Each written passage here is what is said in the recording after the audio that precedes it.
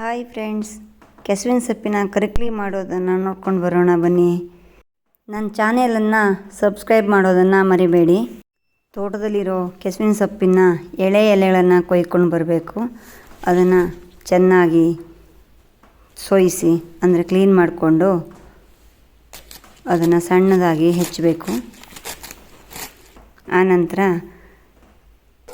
ಅದಕ್ಕೆ ಫುಲ್ಲು ನೀರು ಹಾಕಿ ಅಂದರೆ ತುಂಬ ನೀರು ಹಾಕಿ ಅದನ್ನು ತೊಳಿಬೇಕು.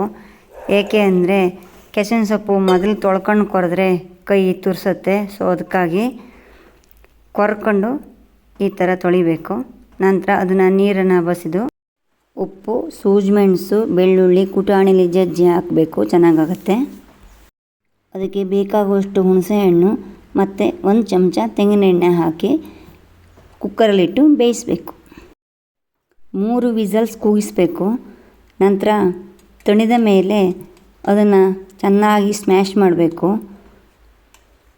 ಮತ್ತು ಅದಕ್ಕೆ ಸ್ವಲ್ಪ ಬೆಲ್ಲ ಹಾಕಿ ಕುದಿಸಬೇಕು. 5 ನಿಮಿಷ ಕುದಿದ ಮೇಲೆ ಅದಕ್ಕೆ ಒಗ್ಗರಣೆ ಸೌಟಿಗೆ ತೆಂಗಿನ ಎಣ್ಣೆಯನ್ನು ಹಾಕಬೇಕು.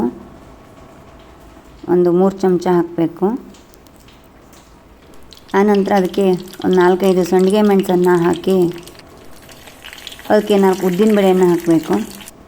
ಮತ್ತು ಒಂದು ಅರ್ಧ ಚಮಚ ಓಮನ್ನು ಹಾಕಿ ಸ್ವಲ್ಪ ಸಾಸಿವೆಯನ್ನು ಹಾಕಬೇಕು. ಸಾಸಿವೆ ಚಿಟಿದ ಮೇಲೆ ಅದಕ್ಕೆ ಜಜ್ಜಿದ ಬೆಳ್ಳುಳ್ಳಿ ಎಸಳನ್ನು ಹಾಕಬೇಕು. ನಂತರ ಕಂದು ಬಣ್ಣಕ್ಕೆ ತಿರುಗಿದ ಮೇಲೆ ಅದನ್ನು ಕರಿಕ್ಲಿಗೆ ಹಾಕಬೇಕು. ಮಳೆಗಾಲದಲ್ಲಿ ಬಿಸಿ ಬಿಸಿ ಅನ್ನದ ಜೊತೆ ಕರಿಕ್ಲಿ ಮಸ್ತಾಗ್ತದೆ. ನೀವು ಫ್ರೆಂಡ್ಸ್ ಮಾಡಿ ನೋಡಿ, ಸವಿಯಿರಿ. ಕಾಮೆಂಟ್ ಮತ್ತು ಶೇರ್ ಮಾಡಿ. ಸಬ್ಸ್ಕ್ರೈಬ್ ಮಾಡೋದನ್ನು ಮರಿಬೇಡಿ.